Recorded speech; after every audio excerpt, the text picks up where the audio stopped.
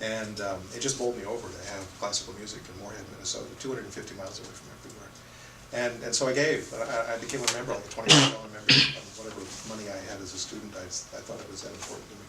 And I've always been, I remember that because whether it's classical music, you know, at a little station up in Moorhead, or whether it's ska on Saturday mornings, you know, when you hear music that you love and you want to hear more of it, or you want to be able to have it there, you know, that was my first inspiration for giving. And I, you know, it just keeps coming back to me when I go on the air and ask people for money during pledge drives, that you know, you're giving for something that you're just amazed to find on the radio. Thank you. Well, the next set of questions is for others directed to the panel, and anyone wants to answer it, feel free to jump in. So we'll start off with the question of what do you love about pledge drive? Like, what are the things that you like about it? This may be a tough one. Can I say? Yeah. Can I with the obvious thing? When people make the call to donate. Yeah, right? That's what I love about it. You know, the lights start flashing in our studios because the phone doesn't ring, and it's very exciting. It's, but actually it means that, you know, you have connected with people and they're responding to you, and they're willing to support you, and that moment is what I really love about the pledge drive. I have to agree again. Yeah, what you love is people are responding, and you know that you're hopefully going to hit your goal, because our goal is a lot bigger, obviously. In each 6-month period, we're trying to raise $300,000. So, and that's $600,000 a year, because that's half our budget.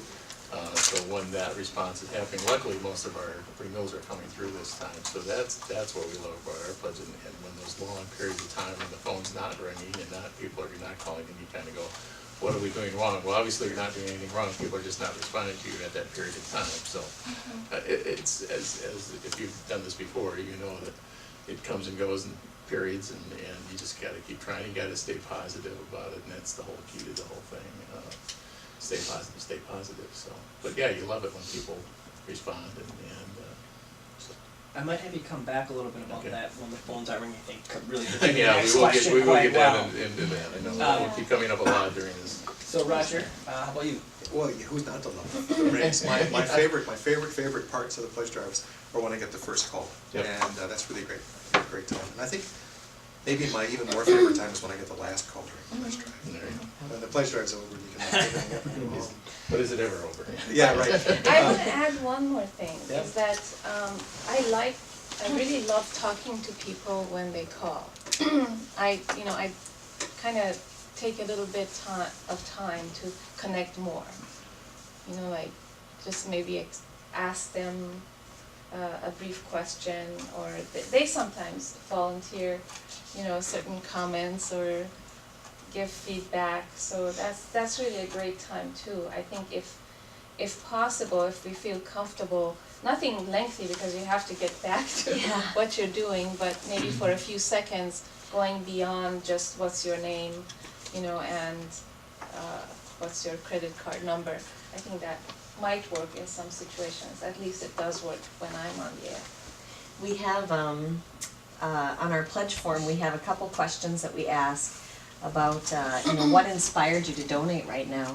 And our theme for this pledge drive is 80,000 reasons, because it's $80,000 of our goal. And Adam and I took comments that came from listeners from last pledge drive, and we have, you'll be hearing those throughout our pledge drive, the comments recorded.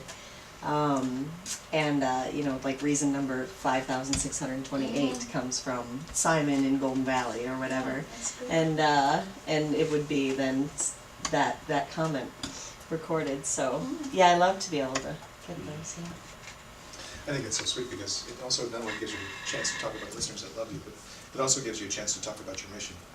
So, I mean, this is why we're on the air. I mean, it's what unifies the disparate kinds of music and talk show and cultural programming that you have all comes together under the mission of the group. And so it gives you, doing that gives you a time to talk about what KFAI is. You know, what is the thread that ties everything all together. So the next one, again, maybe I'll start with you, Ted, is about what makes you nervous about pledge drive. And I think one of the big things is people feel anxious when the phone's not ringing and it's, oh, maybe I'm doing something wrong, you know. Yeah, we have to remind our staff all the time, but when we're going into this, when you have those slow periods and when you're doing live pitching, is just don't worry about that. And try not to go into those long periods when you're pitching live, and don't drag it out. You know, if you don't see the phones ringing, just get back into music. I mean, yeah, obviously give the phone numbers and give the website and all that stuff, but just get back into the music and come back and try it again, you know, a couple songs later, and hopefully you'll line people up to go back on the phones. Don't get negative about it, don't get angry about it, don't especially the negative part, just stay happy about it and just encourage people to call again, just get back into the routine of whatever program you're in, and just stay happy about it, stay positive about it, and just don't get that mindset, and that, you know, I mean, there's always people out there listening.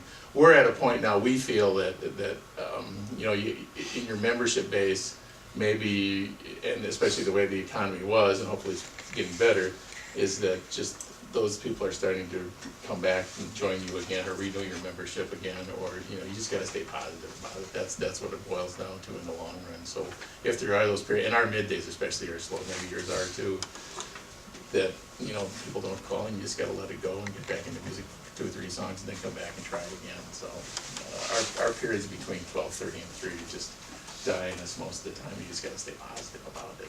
You just gotta remind our staff about that. You know, Sure. Don't get hung up on that. So just go back, like all songs, come back, try it again but don't do 15, 20 minutes of pledging at a time, because it drives me crazy. Get out of it, go back into the song. So I got a morning guy that gets hung up on that too. I gotta keep reminding him. No, don't do 10 minutes of pledging between traffic breaks. It drives me crazy. Because people would rather do music, you know. But yeah, obviously you have to go on and give the phone number every now and then, because you gotta remind people of that. Right? Well, I don't think I would say nervous, but we all want to succeed. And, you know, I think about, okay, now that I'm going on the air, how many calls am I gonna get? And I'm sure that's what everyone thinks. But I've come to realize that actually we shouldn't really take it personally. I think that there's a lot of times when what you are saying and what you are doing is making an impact. But people may not be picking up the phone and calling you right at that moment. You know, they may be doing it during, you know, the next day, or when somebody else is on, or, you know, when they have the time, or something else. And I think it really is a collective effort. So, you know, I may get a call where, you know, someone else had been able to hit a nerve with the caller, you know, a day before on a different program. And they just happened to, you know, like the perk we were having at that moment. Who knows? So I think it's really important to think about that it's not, a lot of times it's not what you are doing at that moment, so don't worry about not getting calls. Just do what you're supposed to do, and you may be getting other people's calls and they may be getting yours. That's the hard part, isn't it? When you're doing your show, and it's a half an hour a week, or an hour and a half a week, or 2 hours a week, and you're not getting any calls during your show. I mean, that's my show. Yeah. Why are people calling? Where are my buds?